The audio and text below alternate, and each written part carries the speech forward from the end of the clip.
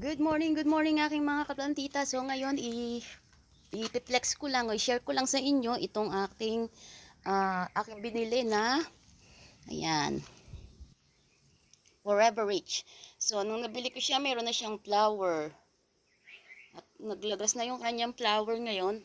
Tsaka ayan, sabi nila isa daw ito dun sa pinaka maswerteng halaman sa susunod na taon or kahit naman taon-taon sinasabi nila na ito ay isa sa mga pinakaswerteng halaman.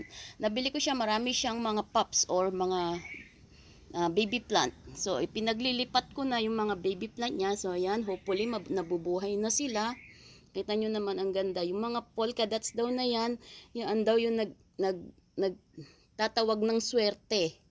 So makikita nyo naman, so ini-indicate niya yung pera or coins dun sa mga kanyang polka dots na yan. So ayan, sa isang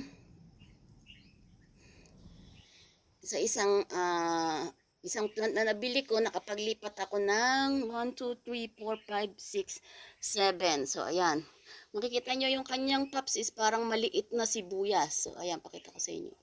Ayan, medyo nakalitaw yung kanyan, yung pups niya. Ayan, para siyang malilinggit na sibuyas kapag maliit pa lang siya. Tapos pag lumaki, makikita nyo mag-iiba yung kanyang dahon. Magiging ganyan siya. Pabilog siya, may polka dots. Sometimes mayroon siyang line na yellow, katulad niyan. Saka itong isa. Pero pag yung karaniwan, pag nagtagal siya, ganyan na lang siya. Ayan.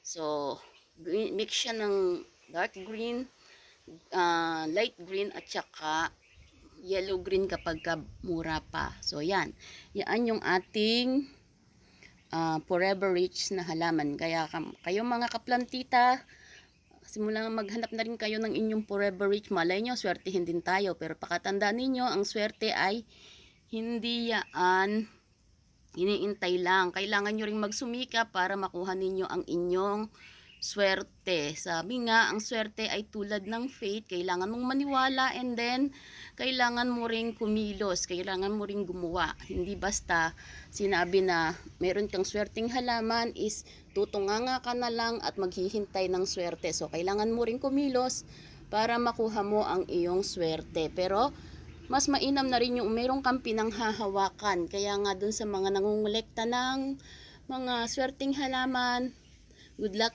na lang sa atin at God bless.